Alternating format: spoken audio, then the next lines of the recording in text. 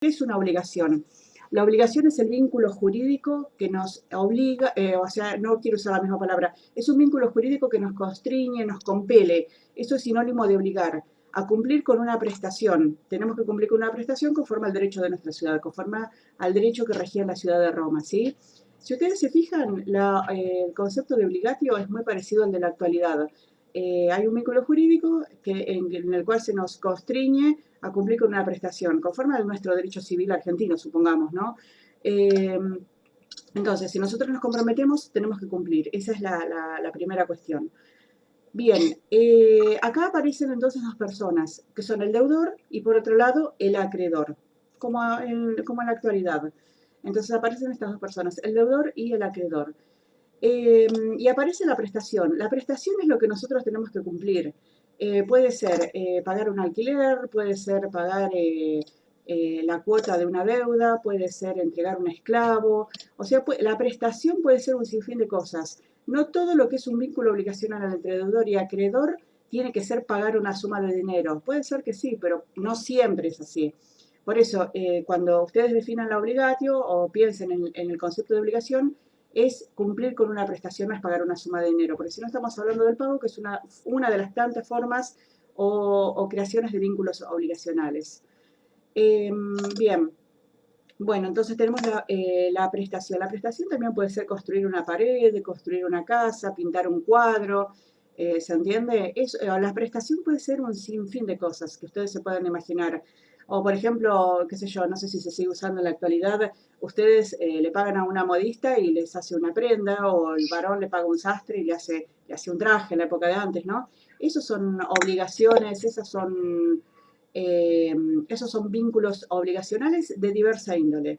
Entonces, aparece la prestación, aparecen dos personas, una el deudor y la otra el acreedor. Bien, nosotros vimos clases anteriores determinadas, o sea, lo del acreedor y el deudor viene de antaño, viene desde los primeros tiempos. Nosotros habíamos hablado clases anteriores que existieron los deudores insolventes, como en la actualidad. O sea, no es que siempre se cumplía con el acreedor. Entonces, el acreedor buscaba una forma de sujeción o una forma de asegurarse. Y hemos hablado de las garantías, hemos hablado del pacto de fiducia, pero eso es como forma de garantizar el cumplimiento de la prestación. Eso es para garantizar el cumplimiento de la prestación. Entonces, nosotros garantizamos el cumplimiento de la prestación, pero a veces no es suficiente. O lo que puede ocurrir es que lo que puede ocurrir en este cumplimiento, que el deudor, bueno, no cumpla. Entonces, el acreedor buscaba otras formas de asegurarse o buscar cobrarse el precio. Por eso nosotros la semana pasada hablábamos de la manus iniectio. La manus iniectio, en donde se lo aprendía corporalmente al deudor y se lo encadenaba. O sea, se lo llevaba a cárcel privada, ¿sí? Esto significa que esto significa que aparece la víncula se escribe con B corta. La víncula, porque la B corta en latín se pronuncia como U. Aparece la víncula. La víncula era cuando el acreedor sujetaba al deudor y lo encadenaba, y lo llevaba encadenado hasta su vivienda, a la vivienda del acreedor, ¿se entiende, no? Ese es el primer nexo entre el deudor y el acreedor cuando ya está la deuda incumplida, impaga. La deuda está incumplida, impaga. Entonces, así nace la víncula de la cual se deriva vínculo jurídico entre el deudor y el acreedor. Al principio la víncula era personal, era sobre el cuerpo del deudor. Después la víncula se transforma en jurídica. Bueno, entonces lo llevaba encadenado, lo tenía 3 días en su casa, que de esto hemos hablado, lo tenía 3 días, lo tenía un tiempo y después lo vendía durante los 3 días de mercado. Los 3 días de mercado, que en esa época que todavía no estaba confeccionado el calendario gregoriano, serían 60 días de los nuestros. Durante 60 días se lo ofrecía a o cualquier persona que quisiera comprarlo, ¿no? A cualquier persona que quisiera comprarlo y pagar por él. Lo que pagaba era una suma dineraria y de ahí se cobraba el acreedor la deuda que ese deudor insolvente tenía con él. Y bueno, lo tenía a pan y agua, o sea, lo tenía para incurrir en la menor cantidad de gastos posibles, porque encima que le debía, lo tenía, o sea, lo tenía que sustentar. Entonces, lo tenía con lo básico. Bueno, entonces lo tenía con lo básico. Eh, o sea, esto es una forma en que, como les decía, el acreedor se garantizaba o quería, la sujeción era para agarrar algo para poder cobrarse. Bien, ¿qué pasaba? Si lo vendía, ese deudor insolvente ya no estaba más bajo la potestad del acreedor, porque el acreedor lo vendía y cobraba su deuda, cobraba su crédito. Entonces, este deudor insolvente pasaba a estar bajo la potestad de otro acreedor, porque ya el que había pagado por él, este deudor insolvente tenía una deuda, tenía que devolverle lo que hubiese pagado. Entonces quedaba bajo sujeciones de distintos acreedores. Eh, quedaba bajo el sometimiento de distintos acreedores. Esta es la figura del nexum, N-E-X-U-M, nexum, como suena. Y el plural sería nexi, o sea, N-E-X-I-I, nexi. Nexi es plural. El nexum, los nexi, eran personas libres, pero que se encontraban en una sujeción de cuasi esclavitud hacia la persona que los tenía sometidos en ese momento, que era un acreedor. Bien. Bueno, después, bueno, hay distintas leyendas que no están comprobadas. ¿Qué pasaba si no lo vendía? O sea, la idea era venderlo. Si no lo podía vender, lo mataban.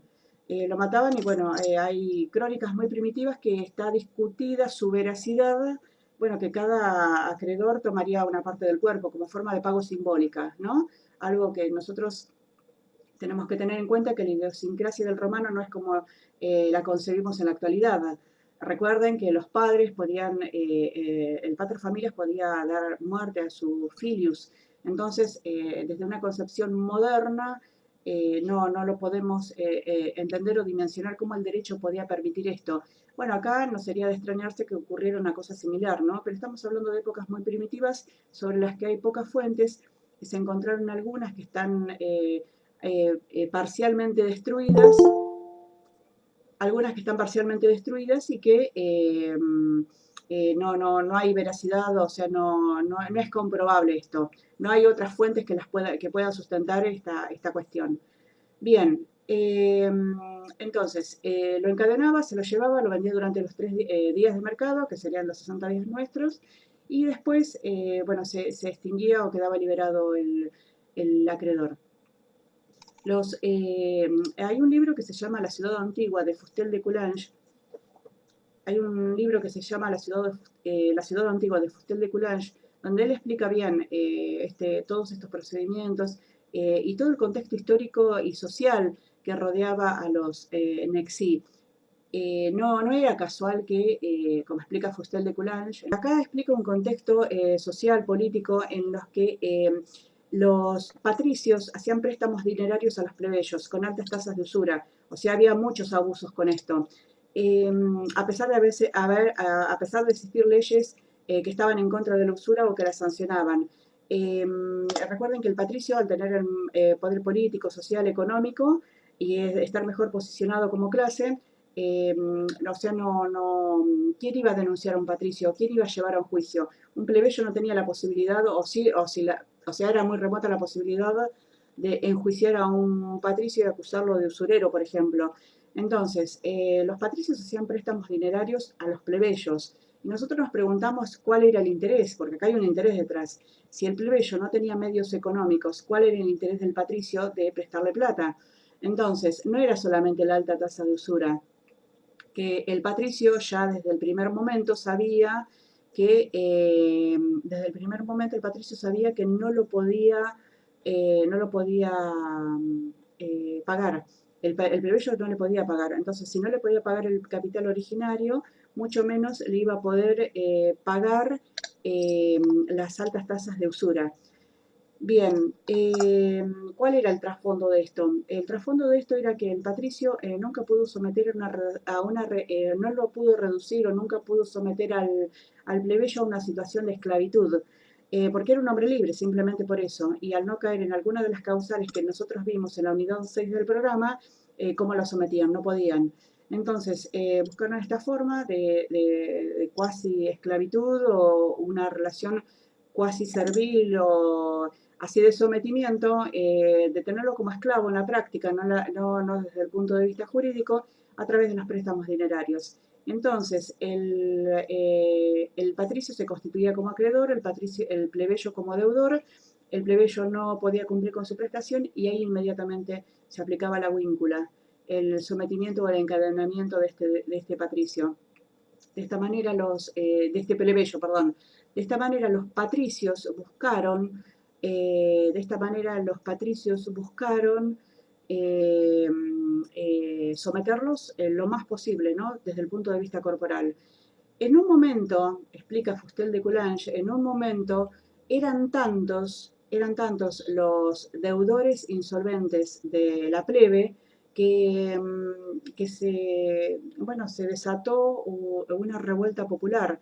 Llegaron a una situación de tanto hartazgo, de tanta, o sea, fue una reacción popular, fue como una pueblada, lo que sería hoy una pueblada, en la que los plebeyos, bueno, salieron en masas y empezaron a incendiar casas, mataron a patricios, les rompían las cosas, bueno, o sea, fue una revuelta popular con todo el desastre que significa eso. A partir de eso, a partir de ese hecho histórico, se sancionó una lex, la lex Poetelia Papiria. La lex Poetelia Papiria estableció que ya los acreedores no podían someter más a los deudores insolventes corporalmente. Entonces, la única forma de poder ejecutar la deuda era ejecutar el patrimonio de ese deudor insolvente. Para evitar justamente estos conflictos sociales, porque en realidad los conflictos sociales existieron desde el nacimiento mismo de la ciudad de Roma. Acuérdense que las dos clases primarias fueron los patricios y los plebeyos.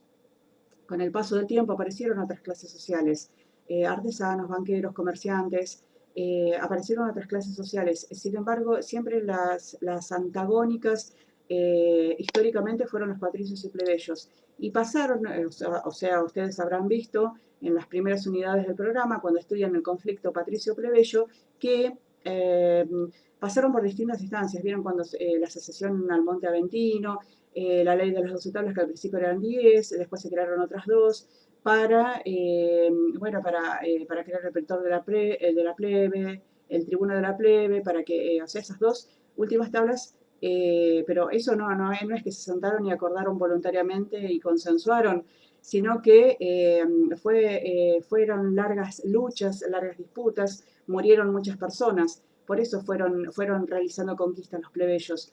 Eh, y pasaron por una historia muy difícil en este sentido, y es por eso que se llegó a un punto que ya no daba para más la situación. Eh, ya no daba para más la situación. Bien, bueno, Profe, sí, a partir de la ley esta, ¿cómo era la forma de saldar la deuda? claro, o sea, a partir de la Lex Poetelia Papiria que prohibió las ejecuciones en el cuerpo del deudor insolvente, se empieza a responder con el patrimonio, con las garantías. O sea, la garantía tiene que ser suficiente. Si no es suficiente, se responde con el patrimonio que tuviera ese deudor. Por eso el acreedor antes se tiene que cerciorar de que no fuera una persona insolvente, porque si no, no se puede adquirir una prestación o contraer una prestación con una persona insolvente. Esa es la cuestión. ¿Sí? Sí, gracias. Bueno, bárbaro, de nada. Bien, bueno, esto es bueno, con respecto al vínculo obligacional. Entonces, ¿cómo pasamos de la ejecución del cuerpo en el cuerpo del deudor insolvente?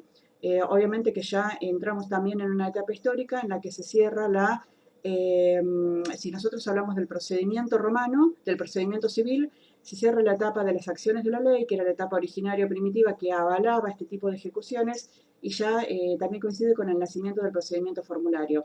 El procedimiento formulario, bueno, se redactan fórmulas, se realiza por escrito, hay toda una instancia de pruebas, etcétera, que nosotros lo vimos cuando expliqué la reivindicate, todos los pasos de ese proceso.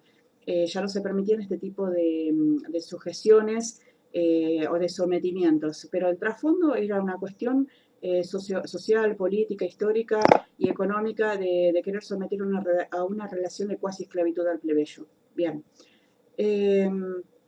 Vamos a pasar ahora, salimos de la parte histórica y vamos a de la parte histórica, ¿no? de cómo se pasa de un proceso a otro, de un sistema a otro, y este eje fundamental que fue la Lex Poetelia Papiria. Fuentes de las obligaciones. Nosotros hoy vamos a ver qué es lo que genera una obligación y vamos a ver que se parece mucho a la actualidad.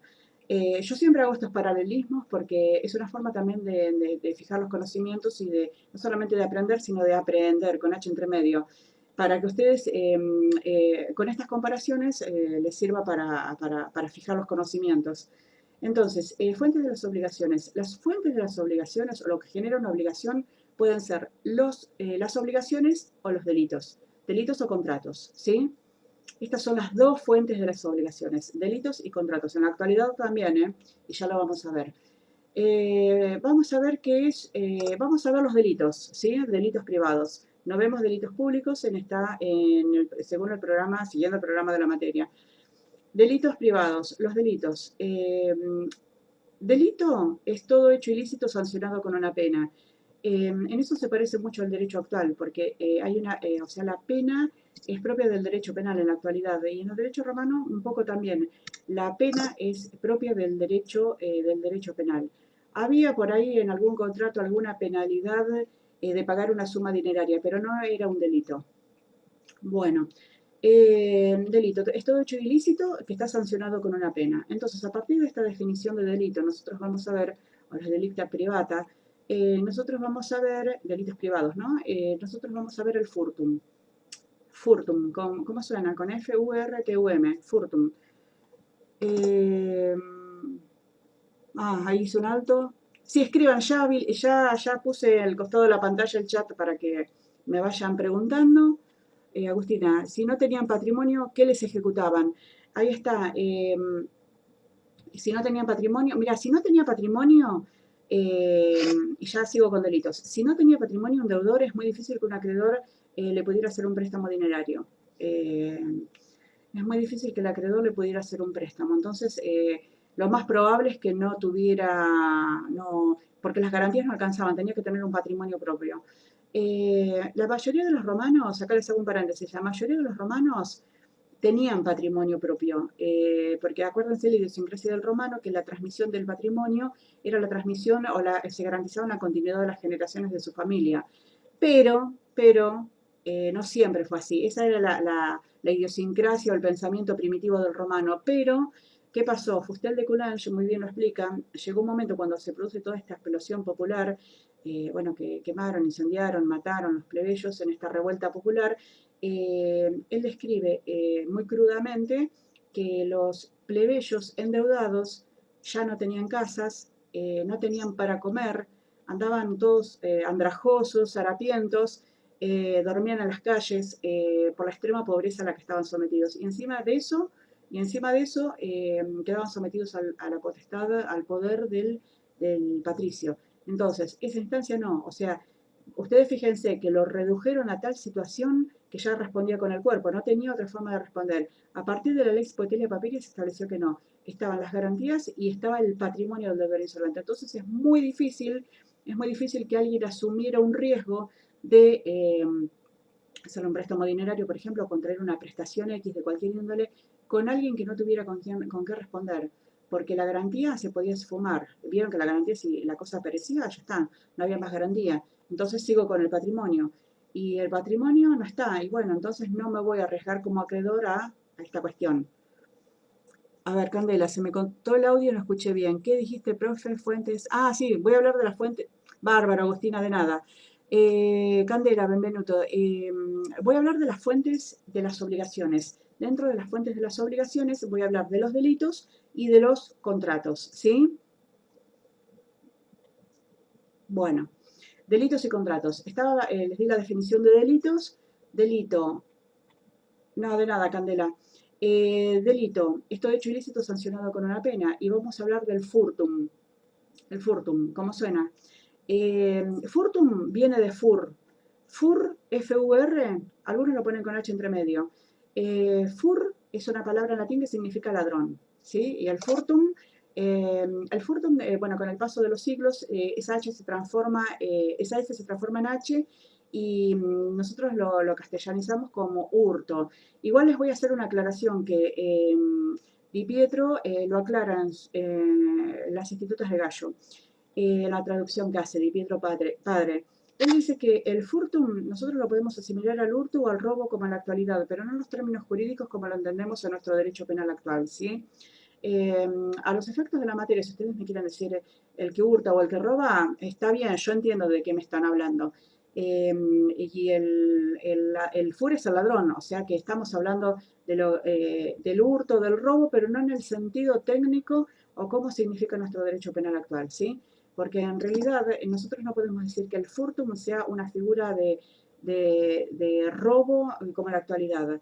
O la rapina se parece más a un robo agravado actual, o el furto se parece al robo, puede ser un robo simple, un robo agravado, aparece la figura de la flagrancia, que ahora la vamos a ver. Entonces, estamos hablando del ladrón, estamos hablando, bueno, les estaba diciendo todos estos paralelismos de Alfredo Di Pietro, que nos explicaba, bueno, que no lo tomamos tan a rajatablas como en la actualidad, ¿no? Pero si ustedes me dicen robo hurto, se entiende perfectamente de qué me están hablando. Bueno, a ver, para que haya furtum se necesita un elemento objetivo y un elemento subjetivo. Esto es el ABC, ¿no?, del derecho. El elemento subjetivo es el apoderamiento ilegítimo en contra de la voluntad de su dueño, como en el derecho actual. Yo me apodero ilegítimamente de algo en contra de la voluntad del dueño, estoy cometiendo hurto o robo. Y acá en el derecho romano están cometiendo furtum, las personas que incurren en esta conducta. Bien, no solamente el desapoderamiento, sacarlo de la esfera de poder del dueño de la cosa y llevarlo a la esfera de poder del ladrón, sino también el animus furandi. El animus furandi es la intención o la voluntad de llevarse la cosa sabiendo que es de otro y sabiendo que ese otro se va a oponer si lo supiera, ¿sí? Entonces se requieren de esos dos elementos. Se requiere remover la cosa, retenerla en poder del ladrón y en contra de la voluntad de su dueño. Todo eso implica el animus furandi. Y el tema del furto tiene peculiaridades o particularidades. En el derecho romano, en Roma, se podía cometer furtum de cosa propia. Furtum de cosa propia. Ustedes dirían, ¿cómo podemos cometer el robo, el hurto de una cosa que es nuestra? Si es nuestra, tenemos el derecho de propiedad. Entonces a veces ocurría que se entregaba en depósito una cosa o alguien tenía una cosa nuestra por algún título legítimo y por algún título legítimo. Entonces yo voy y la recupero, se la quito. Eso es furtum de cosa propia. Yo no le puedo quitar algo que es mío a otro que la tiene bajo un título legítimo. Locación, comodato, depósito, ya vamos a ver esas figuras cuando veamos los contratos. Entonces, si alguien la tiene legítimamente y no hay obligación de devolverla, yo no puedo ir a arrebatársela. Eso es el furtum sobre cosa propia, que es una particularidad que eso en nuestro derecho actual no existe. Y vamos a empezar ahora con el manifestum. Bueno, ¿cuándo el furtum es manifestum? ¿Cuándo el furtum es manifestum? El furtum es manifestum cuando se lo sorprende al ladrón infraganti. ¿Cuándo se lo sorprende infraganti? Se lo sorprende en el mismo acto de robar la cosa, inmediatamente después, ya sea transportando la cosa o en las cercanías llevándose la cosa robada, ¿sí? Eso es la flagrancia. Y la flagrancia es una figura que existe en la actualidad.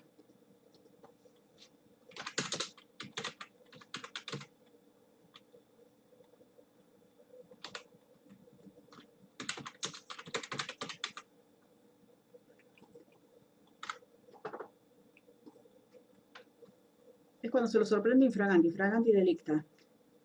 O sea, en el mismo momento de cometer el delito, llevándose la cosa robada o estando en las cercanías, ¿no? Porque, o sea, en esos momentos, si bien se puede recuperar la cosa, si bien se puede recuperar la cosa, ya produjo un desapoderamiento. Ahora, en la actualidad, eso sería una tentativa, ¿no? Pero la figura de la flagrancia existe. Eh, Bien, esto es, bueno, con respecto al furtum manifestum. El furtum se podía cometer tanto de día como de noche y si se mandaba un esclavo, se consideraba que el esclavo era utilizado como objeto. ¿Se acuerdan que el esclavo, al no tener capacidad jurídica, yo no lo puedo acusar de furtum, pero sí puedo acusar de furtum a su amo por haberlo utilizado como objeto para que, para que cometa la figura delictiva, para que cometa el furtum? Bueno, entonces, furtum manifestum. Si no se dan ninguna de las condiciones que yo les acabo de describir, sorprendido en el mismo momento o llevándose la cosa robada, transportándola, el furtum ya no es manifestum, es nec manifestum. La palabra nec significa no, es algo que no existe o que no está. Por eso, o es de una manera, pero si no es de esa manera, no es de otra. Es otra clase de furtum, ¿sí? Porque el furtum, aunque yo la encuentre la cosa a los 20 días, o sepa quién se la llevó, sigue existiendo la figura del furtum. Y bueno, los romanos tampoco hablaban de tentativa y consumación, esas son terminologías modernas, esto también lo quiero dejar bien en claro. Eh, Bien, bueno, entonces, furtum manifestum y nec manifestum. Y vamos a pasar al furtum conceptum y al furtum oblatum. Furtum conceptum es cuando el conceptum es cuando se hacía una pesquisatio solemne, una pesquisa solemne, así era llamada, en la casa de alguien, buscando la cosa robada. Entonces, la pesquisatio solemne era una intromisión del Estado romano en donde se privilegiaba la investigación del delito y encontrar la cosa que estaba robada. A ver, entraba una persona con la menor cantidad de ropas posibles. O sea, en las fuentes dice que, explica Di Pietro, que figuraba, o sea, se vestía con un taparrabos, estaba prácticamente sin ropas. Entonces, y con una balanza. La balanza no es la balanza de la justicia, la balanza era para poner la cosa que estuviera robada. Sí, era un simbolismo, ¿no? Pues si era, qué sé yo, un buey no se podía colocar por el tamaño, pero era una forma simbólica que viene desde muy primitivos tiempos. Entonces, el sentido de llevar poca ropa en esta pesquisatio solemne era para que nadie acusara que la cosa era introducida en esa pesquisa y era puesta para inculpar al dueño de la casa. Era por ese motivo. Entonces se hacía una pesquisatio solemne y era una de las atribuciones que el Estado tenía o injerencias que el Estado tenía para descubrir la cosa robada y poder penetrar en la casa del morador aún en contra de su voluntad. Así que bueno, esto está muy bueno. Yo incluso tengo trabajos presentados a ver si esto trabajos o ponencias en congresos, a ver si esto sería como un antecedente de lo que hoy es la requisa domiciliaria o el allanamiento de morada, ¿no? Para buscar la cosa robada o para buscar una persona, bueno, investigada por un delito. Nec manifestum, estábamos hablando del furtum conceptum, y bueno, se busca la cosa robada y bueno, se va con la menor cantidad de ropas posibles para que no haya lugar a dudas de que, obviamente, que podía participar el dueño podía o no participar el dueño de la cosa que le hubiese sido sustraída. Bien, vamos a pasar al furtum oblatum. El furtum oblatum es cuando un tercero tenía la cosa en su poder y se descubre la cosa en su poder, pero no es el que la robó, es un tercero y se descubre que la cosa robada está en su casa. Entonces esta persona, bueno, obviamente tendrá que dar las explicaciones o los motivos eh, bueno, tiene en su poder una cosa que le pertenece a otro. Ojo, acá también se tiene en cuenta la buena o la mala fe. La buena o la mala fe. Eh, si alguien me ofrece una cosa por dos sestercios y vale 1000 sestercios, obviamente estoy obrando de mala fe. Tengo que presumir que el origen no es lícito.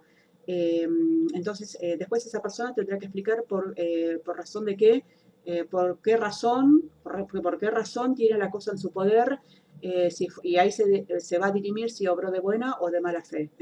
Porque a veces Puede ocurrir que alguien le dice, mira, no tengo lugar en mi casa, ¿me podés tener tal cosa? Y yo la paso a buscar la semana que viene. Y bueno, como es un amigo, un familiar o un vecino de confianza, de buena fe se acepta la cosa y resulta que la cosa era robada y tenés una intromisión del Estado en tu casa buscando esa cosa robada. Entonces, por eso, después se va a dirimir qué sanción o no le pueda corresponder a esta persona, ¿no?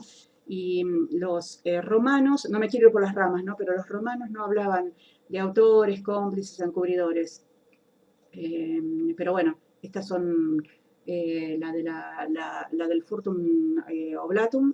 Se podría parecer más a una figura del encubrimiento, si es que obró de mala fe o no sería un cómplice porque, bueno, no participó del robo, no participó del furtum. Pero bueno, son conceptos modernos, por favor no me vayan a poner cómplices, autores o encubridores, sino que es un paralelismo que yo traigo a la actualidad. Aparte, bueno, porque me gusta el derecho penal, lo ejerzo en la práctica y tengo el título de abogada especialista en Derecho Penal emitido por la facultad, por nuestra facultad.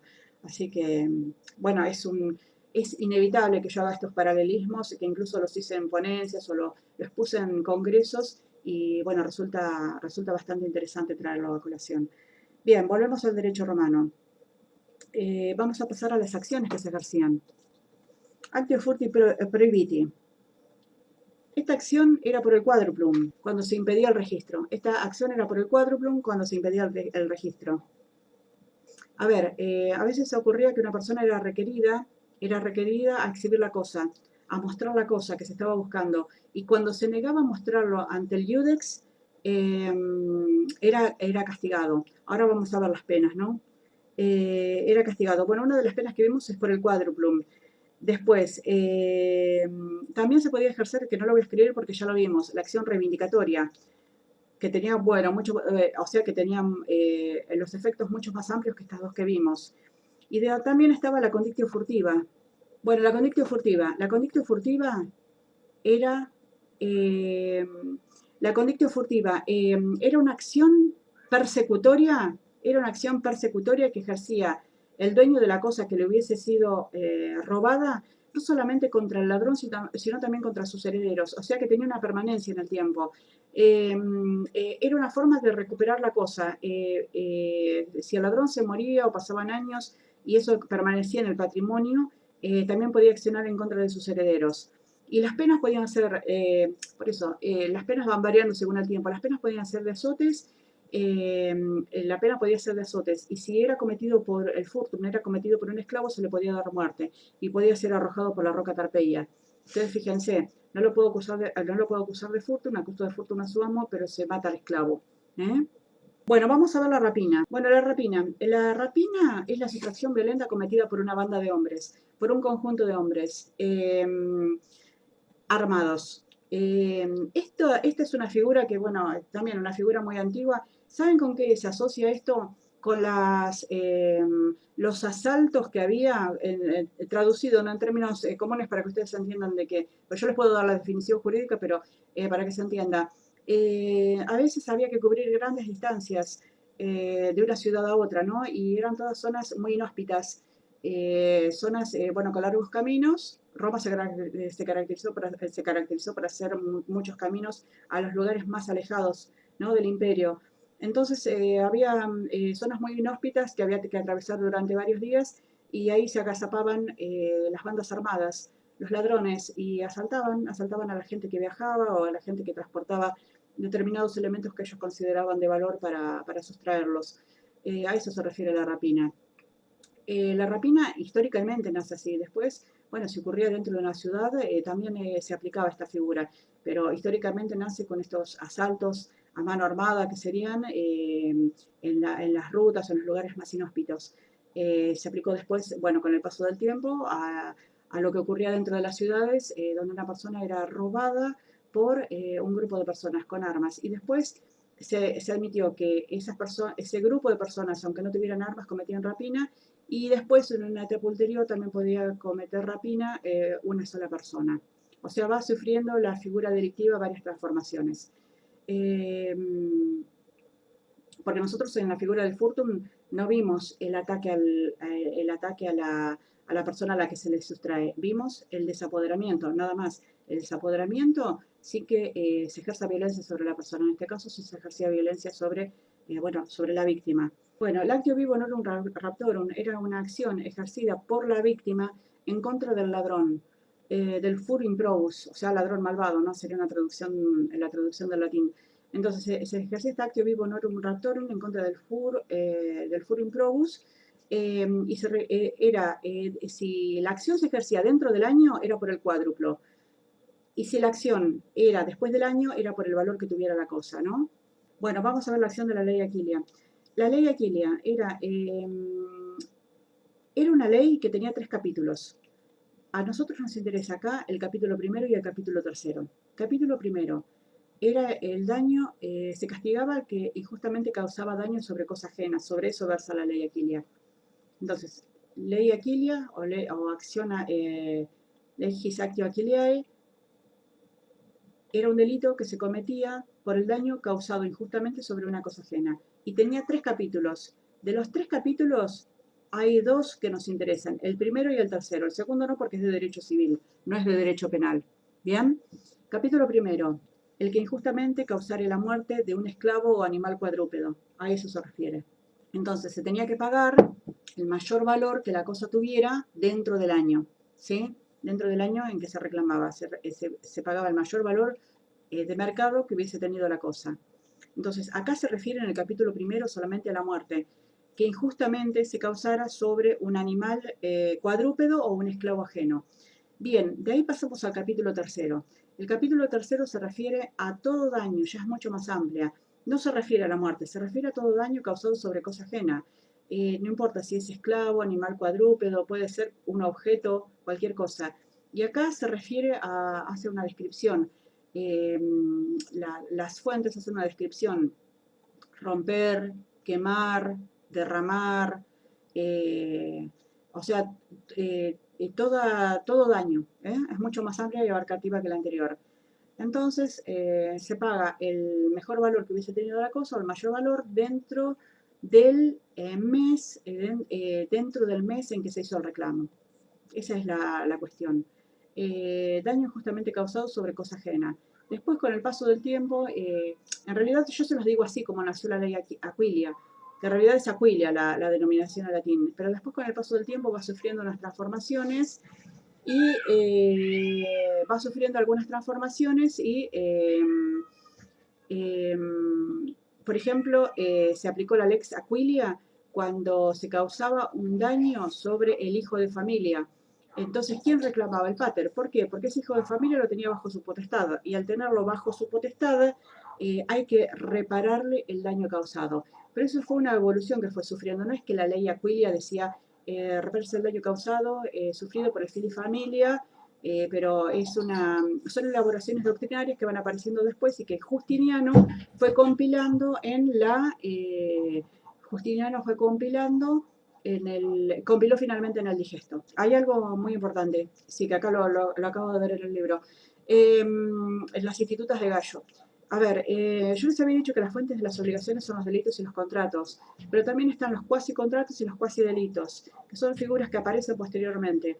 Gallo, el jurista Gallo, cuando elabora las institutas, o sea, las institutas de Gallo, que conocemos como las institutas de Gallo, dice que las fuentes de las obligaciones son 2, los delitos y los contratos. Pero después, Justiniano, cuando elabora sus institutas propias, que en realidad toma algunos aspectos de las institutas de Gallo, lo toma como referente, ve que hay determinadas situaciones, que se parecen a los delitos, que se parecen a los contratos, pero que no son ni delitos ni contratos. Son cuasi delitos y cuasi contratos, ¿sí?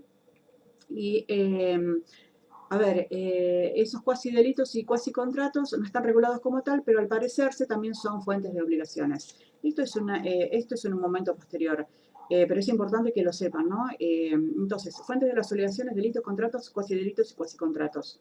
Bien, a ver, ¿cuáles son los cuasi delitos? Los cuasi delitos, el supuesto del juez que hace suya la causa. El supuesto del juez que se suya la causa es una figura en la que el iudex, que tiene que resolver una cuestión jurídica, a través de una sentencia, se inclina dolosamente en favor de alguna de las partes, por el motivo que fuera, por un interés objetivo, por un interés subjetivo, no importa. Se inclina a favor de alguna de las partes, la beneficia en el proceso judicial en perjuicio de otra. Entonces, bueno, cuando ustedes vean el procedimiento romano, van a ver que el iudex tenía la posibilidad de excusarse, como en la actualidad. Si el iudex tiene deuda, es deudor, acreedor, tiene un conflicto judicial, tiene un conflicto personal con alguna de las partes, se tiene que excusar. Él no puede asumir semejante responsabilidad cuando se supone que tiene que ser una persona neutra a las partes, perjudicarla. Entonces, tiene la posibilidad de excusarse, tanto en el derecho actual como en el derecho romano. Si no lo hace, está obrando de mala fe. Lo hace con toda intencionalidad. Por eso, no está tipificado como delito, pero por el perjuicio que causa, se parece a un delito, pero no lo es. Es un cuasi delito. Y hay un perjuicio, claro, hacia alguna de las partes, en beneficio de la otra. Bien, también están los supuestos de las cosas arrojadas o tiradas desde una casa hacia la otra, desde una casa hacia la calle, ¿no? Y se causa un daño. Esto también fue tomado por nuestro derecho civil argentino y está regulado de las cosas que se cuelgan de los, bueno, las cosas arrojadas y después de las cosas colgadas o suspendidas. Por eso ustedes cuando consulten los textos van a ver la figura del effusum et dejectum y del positum et suspensum. Effusum et dejectum, positum et suspensum. Es arrojar o tirar, colgar o suspender. Si yo cuelgo en mi casa, no necesariamente estamos hablando en Roma, puede ser un balcón o puede ser una pared hacia la calle con una maceta o cuelgo algo de adorno y resulta que eso se cae y le causa un daño a un tercero, yo tengo la obligación de indemnizarlo, de reparar ese daño que se le causa. O las cosas arrojadas. Yo no puedo irresponsablemente tirar algo hacia la calle y puedo lastimar o matar a alguien, en un caso extremo, ¿no? Puedo lastimar a alguien. No están tipificados como delitos, por eso son cuasi delitos. Se parecen a los delitos, pero hay obligación de reparar el daño causado. ¿Sí? Y después está el caso de los dueños de los navíos, posados o caballerizas. Los navíos, posados o caballerizas tenían personas trabajando ahí, ¿sí? Tenían personas trabajando. Entonces, si yo tengo personas trabajando en una actividad comercial que yo realizo o en una actividad X y esas personas eh, causan perjuicios a terceros, yo como dueño del establecimiento tengo la obligación de responder por el daño de mis dependientes. Eh, o sea, es muy lógico esto, ¿no? Porque yo tengo que responder por las personas que puse, porque no obré con las diligencias de un buen paterfamilias, no obré con los cuidados, con los recaudos que se exigen para la elección del personal, ¿sí? Entonces, como yo fui negligente, o no obré con las diligencias o con el cuidado que tiene que obrar un paterfamilias, tengo que hacerme cargo de esa mala elección que hice. Bueno, acá por ejemplo habla de la lex aquilia. A ver, entre comillas, dice Di Pietro, ¿no? Si alguien matara injustamente a un esclavo ajeno o cuadrúpedo que se haya comprendido en un rebaño, se ha condenado a dar al dueño tanto cuanto fuera el máximo valor que hubiera tenido la cosa en ese año. Matar injustamente, se entiende por matar injustamente, dice Di Pietro, matar con dolo o con culpa. Ningún... ah, me acordé de algo. Eh, bueno, a ver, hasta acá, sí, esto es lo que dice textualmente, entrecomillado, Di Pietro. La injuria, me olvidé de la injuria. La injuria es otra figura delictiva. Niura o injuria, más fácil, ¿no? La injuria. Nosotros en la actualidad entendemos como injuria, nosotros entendemos, les hablé de las figuras cuasi delictivas, cerramos las figuras cuasi delictivas con bueno, que son esas cuatro. Supuesto del juez que se suya la causa, el caso de las cosas arrojadas o tiradas, las cosas suspendidas o colgadas, y después el caso de los dueños de las naves posadas o caballerizas. Bien, cerramos cuasi delitos. Me olvidé de una figura de una figura delictiva que es la injuria. La injuria es a ver, es todo daño que se infiere a un tercero, ¿sí? A un hombre libre. Desde sería calumniarlo, sería atacar su honra, atacar su reputación, darles golpes de puños, darle patadas, ya sea dirigido contra un patrefamilias o contra su mujer o contra alguno de los filí. porque se entiende que el ataque inferido a los filí o a la uxor es una injuria en contra de ese paterfamilias. ¿Bien? No se puede acusar de injuria al esclavo porque no tiene capacidad jurídica. Y acá volvemos un poco con el tema de la figura del furtum. Al principio no se lo podía acusar, o sea, no se lo podía acusar de furtum. Ahora, si un esclavo cometía furtum, la tengo con el furtum, si algún esclavo cometía injuria, se entendía que ese esclavo era mandado por su amo y el amo debía responder por el daño injustamente causado, ¿no? O sea, por la injuria. Entonces la injuria, nosotros en la actualidad la entendemos como la calumnia o la injuria, acusar de haber cometido un delito a una persona o manchar, ensuciar su honra, su reputación, su posición o cómo es visto dentro de la sociedad, ¿no? Acá en el derecho romano no era solamente eso, era también el ataque físico o corporal que se infería en contra de una persona. Eso es la injuria, es mucho más amplio. Y acuérdense que la injuria, el que era condenado por injuria, podía ser desheredado. Y en el derecho actual también, el que es condenado por injuria puede ser es causal de desheredación, pero tiene que haber una condena que tiene que estar firme, tanto en el derecho romano como en el derecho actual. Bueno, acá Di Pietro, donde dice que se puede cometer furtum de hombre libre, dice así, a veces, en las institutas de Gallo, ¿no? Dice, a veces puede cometerse el furtum de hombres libres, como por ejemplo, si se ha sustraído los liberi son los libres que están bajo nuestra potestas, o la uxor que está bajo nuestras manos, o también bueno, hay otra figura que no la hemos visto, así que no la nombro. Entonces, el furtum no solamente recaía sobre la cosa, estas son evoluciones doctrinarias que ha tenido el derecho, porque nosotros lo estudiamos muy estanco, o sea, decimos el furto patrimonial ilícito de una cosa contra la voluntad de su dueño, bárbaro, o sea, como definición está muy linda, pero no solamente de una cosa, sino que también hay una creación doctrinaria que aparece a posteriori, que tiene esta particularidad, parecido a lo que yo les decía con respecto a la acción de la ley Aquilia,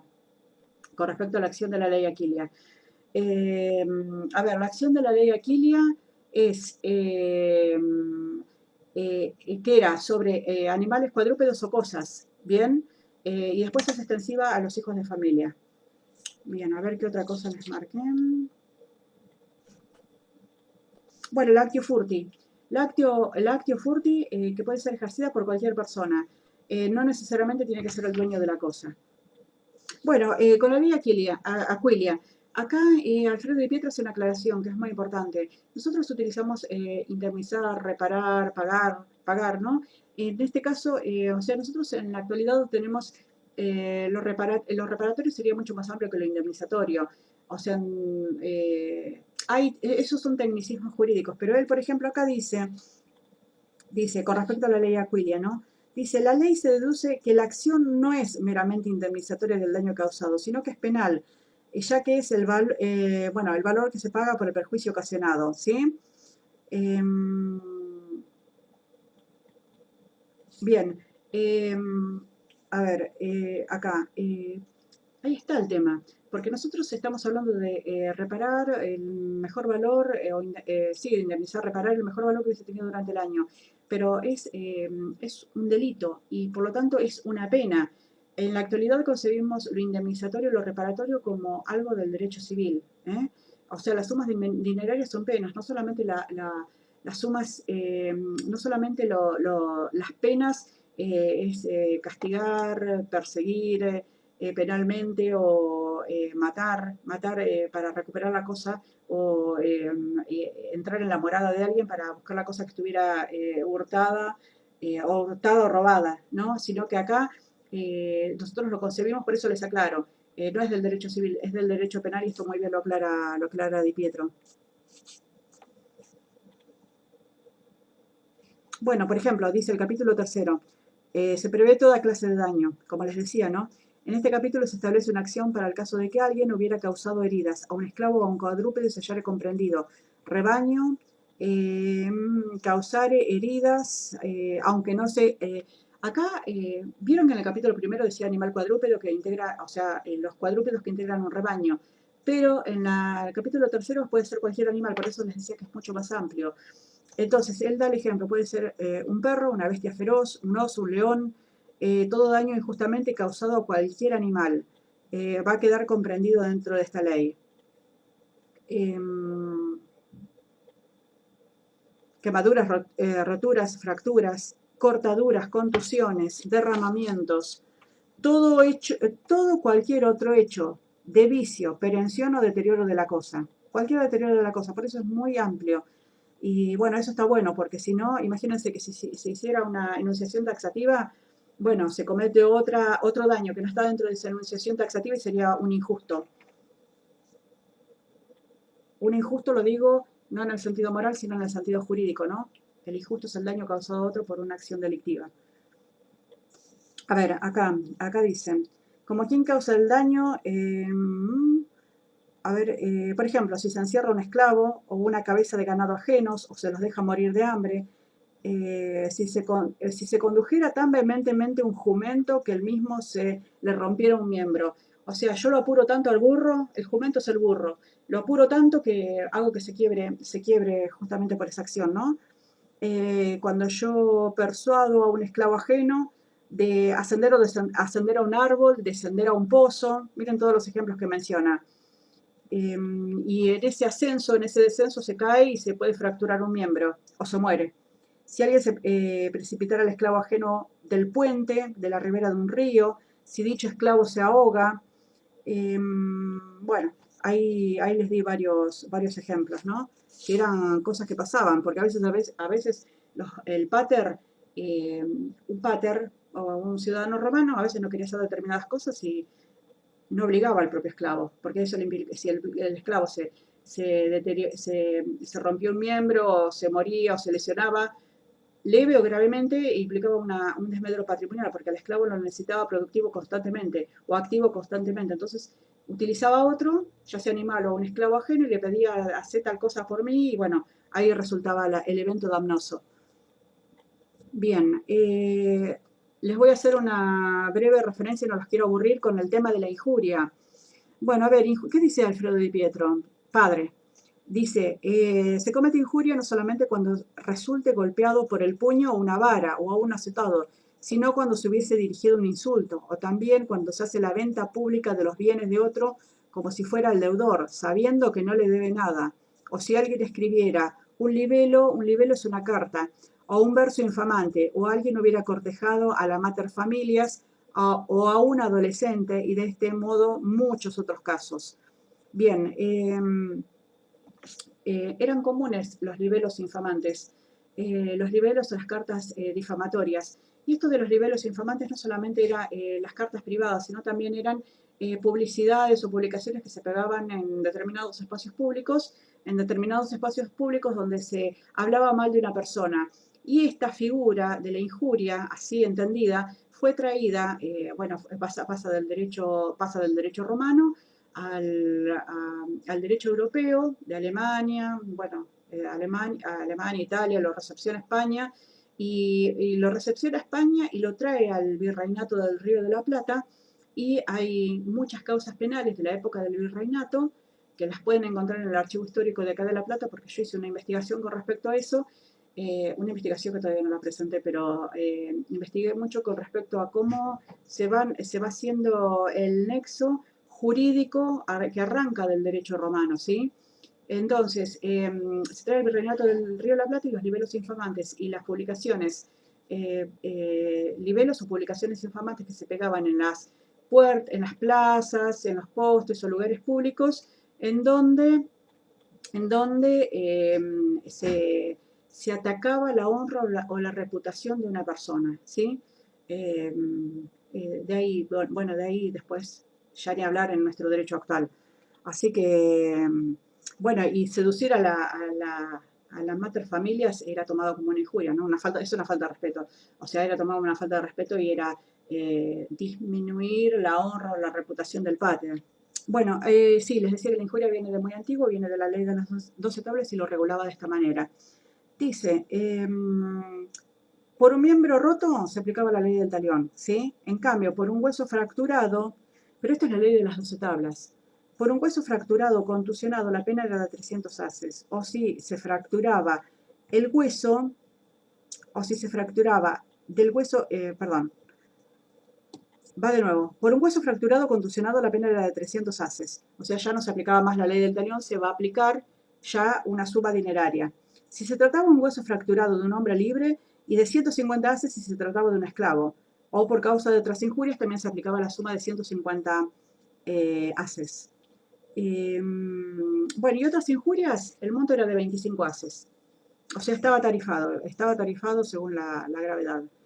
Las penas eran pecuniarias. Y las penas eran pecuniarias, bueno, porque había un trasfondo social que era, el trasfondo social era que había necesidades económicas. Entonces era suficiente con esta reparación en dinero. Bueno, a ver, por ejemplo, la injuria, Di Pietro habla de la injuria grave o injuria atrox. La injuria que era castigada con penas de azotes. Eh, por ejemplo, si era flagelado, puede ser flagelado o herido o abatido a palos, ¿sí? Ya sea por razón del lugar, no es lo mismo cometerlo en el teatro o en el foro, y ya sea por razón de la persona, si fuera infligida una injuria a un magistrado se cometiera una injuria contra un senador que una persona de baja condición. Bueno, hacían esa distinción que tiene, bueno, el trasfondo social de los privilegios de clase.